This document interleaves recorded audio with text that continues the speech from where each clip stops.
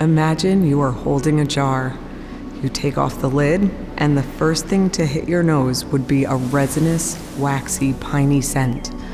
As those initial scents begin to evaporate, you'll recognize a warmer, sweeter aroma punctuated by balsam with some herbaceous tones.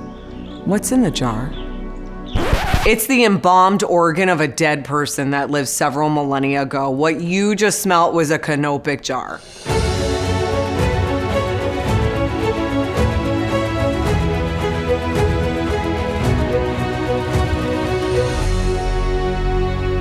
I'm Dr. Darren Raymond Locke, and welcome to Curious People Wanted.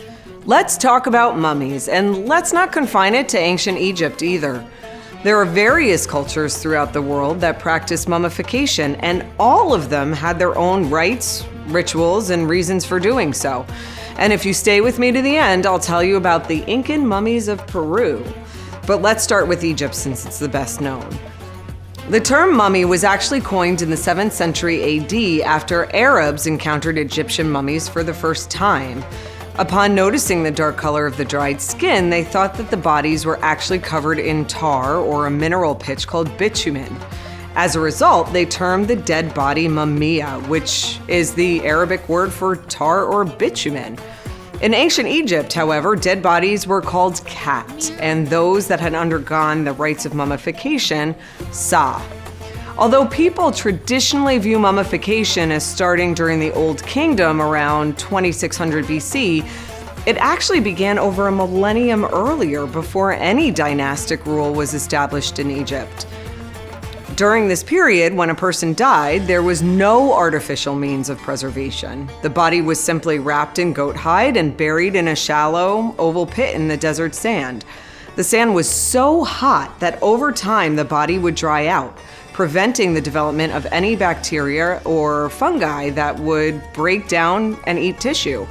It was a natural form of mummification, but these burial practices weren't sustainable. Over time, sand shifts, and marking graves was extremely difficult at best. As new graves were dug, old ones were disturbed. This in and itself was an interesting development because it allowed people to witness the desiccation process that was actively preserving bodies. Now, something else was happening at the same time. Like other cultures, the prehistoric Egyptians buried people with objects called grave goods. And when the sand shifted, these grave goods were also being discovered alongside the burials. Grave robbing became a profitable endeavor. To stop this from happening, there was a change in burial practices. Tombs started to be built, and while the tombs helped to protect the grave and its grave goods, it meant that the body would decay since the hot sands would not remove moisture and dry out tissue. So, this meant that a more artificial process of preservation had to be created and adopted. Archaeological investigations of working-class graves from Hierakonpolis, a royal residence of the kings of Upper Egypt, show that around 3500 BC, ancient Egyptians began to adopt more complex burial practices, including the ritual removal of internal organs and the wrapping of specific parts of the body.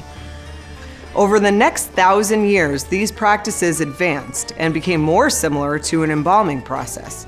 Natron, a hydrated soda ash harvested from dry lake beds, began to be used to dry out and preserve the body. While in earlier periods, people were laid in graves in a crouched position, Egyptians began laying their dead in a supine position. They'd lay them flat on their back, presumably to help with the removal of organs. As the mummification process was further refined, rituals changed. I won't go through the process during every single period, but instead focus on the process that is likely to be the most familiar and most recognizable to people. That process developed during the New Kingdom, sometime between 1570 and 1069 BC. This is the 70-day process that became the standard until the Roman period. So when a person died, they were to be mummified. They would be sent to a temple called the House of Beauty, or the Per Nefer, for 40 days.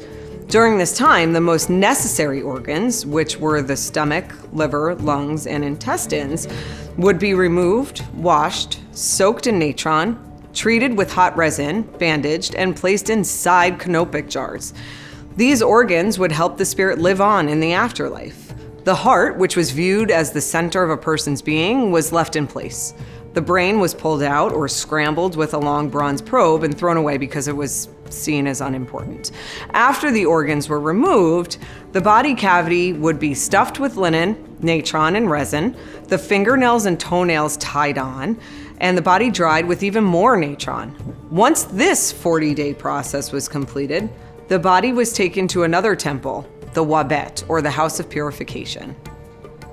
Here, the body would get washed in the Nile, the skull stuffed with resin-soaked linen, and the body cavity emptied and repacked with linen bags filled with sawdust or myrrh soaked with resin. The cavity would be closed, and the body rubbed with a mixture of cedar oil, wax, natron, gum, and dust with spices. The nose was plugged, pads inserted under the eyelids, and the whole body coated in hot resin to close the pores and protect the skin. From this point, which was already 53 days into this process, the rest of the time would be spent wrapping the body. As I said earlier, this process was pretty much the standard until the Roman period. But even though the process wasn't much altered, there was one new step introduced later to help the body maintain a more lifelike appearance.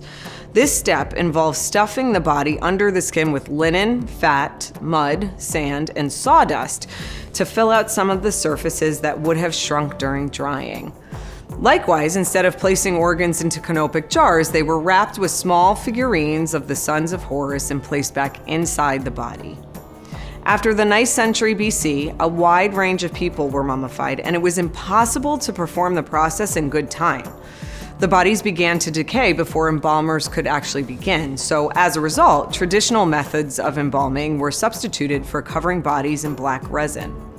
So why go through all of this? What was the afterlife in ancient Egypt? What I've left out of this whole discussion is that each stage of mummification was accompanied by specific rituals. After a person died, their spirit would be conveyed to the Duat, the afterlife or the underworld, where it would go through a journey and be finally judged before being allowed into the field of rushes. A person was made of two things, the Ba, personality, and the Ka, the essence. The two things would be joined in the afterlife to form a perfect being called the Ak. The Ak would travel through the underworld where it would have to contend with gods, creatures, and gatekeepers before reaching the Hall of Final Judgment, where two things would happen. First, 42 divine judges would listen as a person proclaimed they were innocent of any wrongdoing during their life. For those that could afford it, the Book of the Dead would be really useful during this stage. The Book of the Dead was created by priests and provided the correct words for a person to say in order to pass the judges, even if he or she was not really completely innocent. The second part of the process was the weighing of the heart. The heart contained a record of a person's living actions and would be weighed against a feather, which was a symbol of truth and justice. The feather was from the goddess Mat. If the heart was heavier than the feather, the person lacked virtue and the heart was fed to Ammit, the devourer, and the soul was cast into darkness. If the heart and feather were equal in weight, then a person would go before Osiris, who welcomed them into the afterlife and the field of rushes. Once again, the Book of the Dead contained an incantation that would ensure a heart would not betray the person to whom it belonged. All right, so I said that Egypt wasn't the only place that practiced mummification. There are several other ancient cultures who had their own mummification customs, including the Chinese, the Canary Islanders, the Guanches, and several groups in South America, including the Chinchorro people, who began mummifying their ancestors almost 2,000 years before the Egyptians. Some Buddhist monks practice self-mummification, and there are some villages in Papua New Guinea that still mummify their ancestors. But some of the best preserved mummies come from the Incan civilization. Mummification to the Inca not only preserved the body for passage to the afterlife, it was also a strong form of ancestor worship.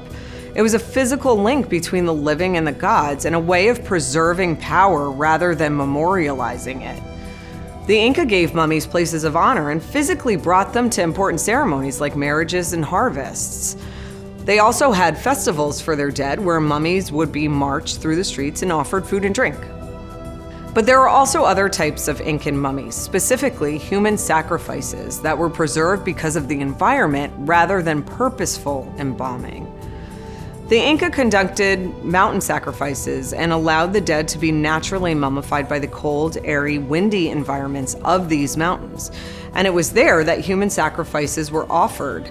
The bodies were frozen at the time of their deaths, and there are some documents that state that people were drugged before being placed in a tomb to die.